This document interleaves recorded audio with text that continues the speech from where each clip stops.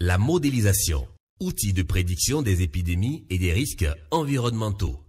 La commission permanente climat et environnement de l'Académie des sciences, arts et lettres du Bénin a organisé les jeudis 26 et vendredi 27 décembre 2019 à l'hôtel Bel Azur de Grand Popo un atelier sur le thème « La modélisation comme outil de prédiction des épidémies et des risques environnementaux au Bénin ».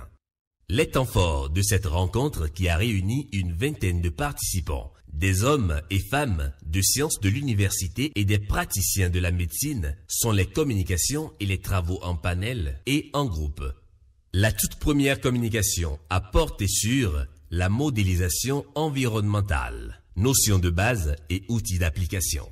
Elle a été présentée par le docteur Gildas Boko de la faculté de géographie de l'université d'Abomey-Calavi. Alors, pourquoi utiliser des modèles? Parce que, évidemment, ça permet d'étudier des systèmes complexes. La plupart du temps, plus un système complexe, plus ça va demander des coûts en termes de moyens financiers et temporels pour l'étudier. Donc, le modèle présente l'avantage de pouvoir faire ça en un peu moins de temps et un peu moins d'argent aussi. Donc, ça permet d'analyser des facteurs biologiques, chimiques, météorologiques, donc des facteurs de différents domaines de connaissances scientifiques, mais qu'on peut utiliser en même temps pour arriver à un résultat dans un seul domaine. Par cette communication, Dr Gildas Boko a présenté des modèles et expliqué leur fonctionnement. Pour lui, en fonction des domaines, littérature ou sciences pures, il y a différents types de modèles. On distingue ainsi des modèles physiques analogiques, des modèles conceptuels et des modèles mathématiques. Chaque modèle peut être soit dynamique ou statique en fonction des usages qu'on peut ou qu'on veut en faire. Le processus de modélisation peut être particulièrement complexe et même comporter différents niveaux de complexité en fonction des détails du processus de modélisation. L'objectif global donc, de la modélisation mathématique, c'est d'arriver à cette représentation abstraite d'un système environnemental et de caractériser cette abstraction de manière mathématiquement cohérente, de façon à obtenir des représentations faciles à utiliser et compréhensibles. La deuxième communication, celle du professeur Romain Glele-Kakayi, a pour thème « Utilisation de la modélisation pour prédire les épidémies ».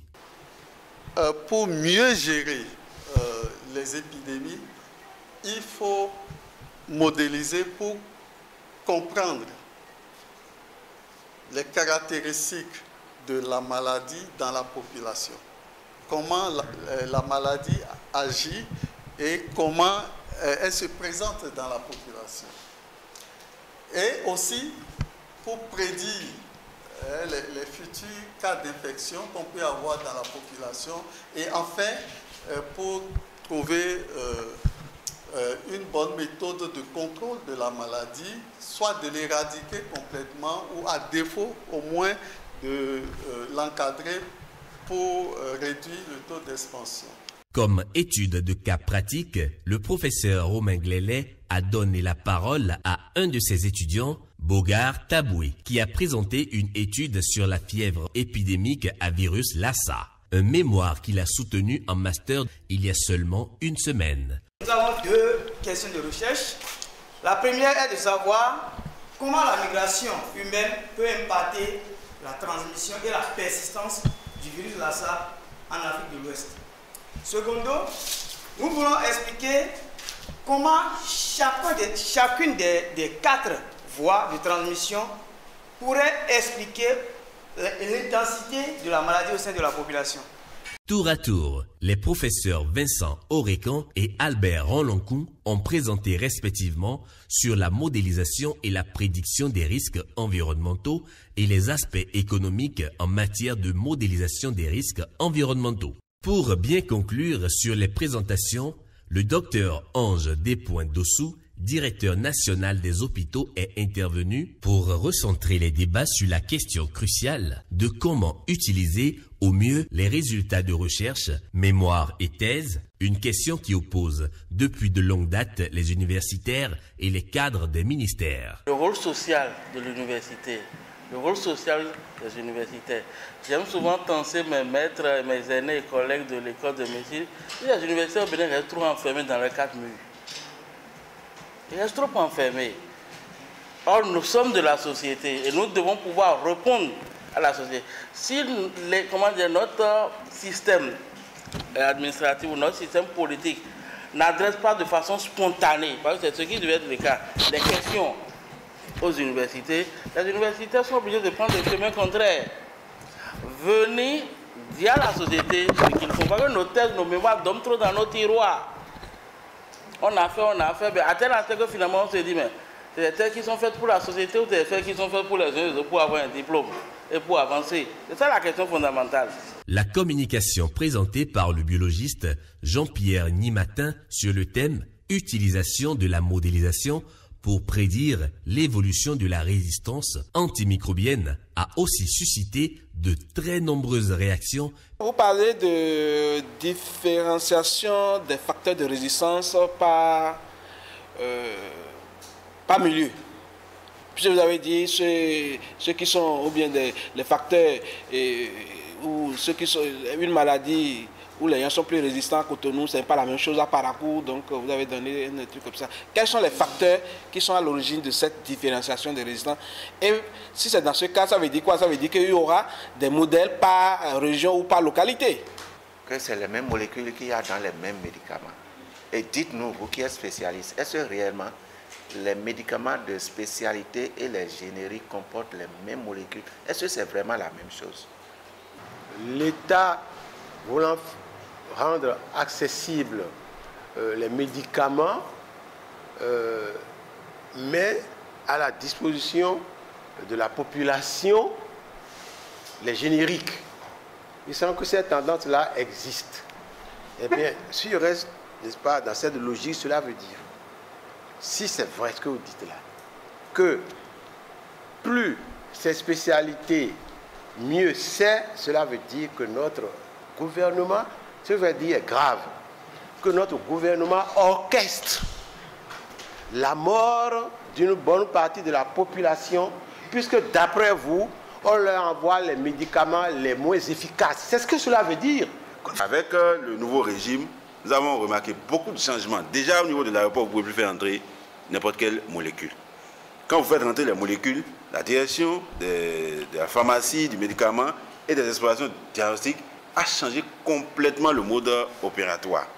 Ce qui fait que leur vision, c'est de favoriser les populations en mettant à leur disposition des médicaments génériques au maximum.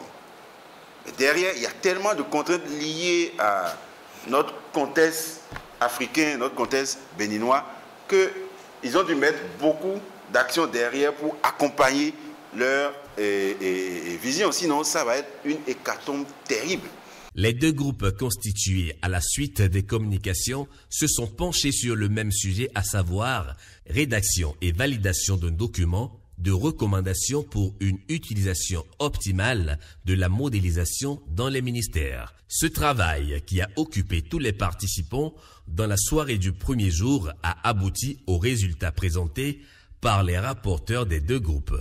La fusion de ces deux rapports a donné le rapport général qui reste le document de recommandation de l'atelier. Au terme de ces 2 jours de travaux intenses, que peut-on retenir? Il y a des modèles en changement climatique qui ont été utilisés, qui ont été expérimentés, implémentés pour pouvoir aboutir à un certain nombre de résultats. C'est sur la base donc de ces résultats aujourd'hui que nous arrivons réellement à apprécier donc les changements climatiques. Et nous parlons beaucoup plus donc de la variabilité climatique. Et comme je l'ai dit, mais il y a un certain nombre d'événements que l'on ne peut pas toujours saisir, mais un certain nombre d'événements qui peuvent également donc nous surprendre. Mais l'autre volet sur lequel nous devrons vraiment insister, c'est que en Afrique sous-saharienne, surtout dans les pays sous-développés, nous manquons vraiment donc de données sérieuses. Il faut mettre un peu plus de sérieux dans la collecte de données, parce que en matière de modélisation, c'est comme on le dit en anglais, garbage in, garbage out. Si vous y mettez des déchets, il va vous ressortir donc des déchets. Pour modéliser aujourd'hui, faire une analyse prospective donc ces risques environnementaux, c'est qu'on a besoin d'avoir vraiment des données de qualité.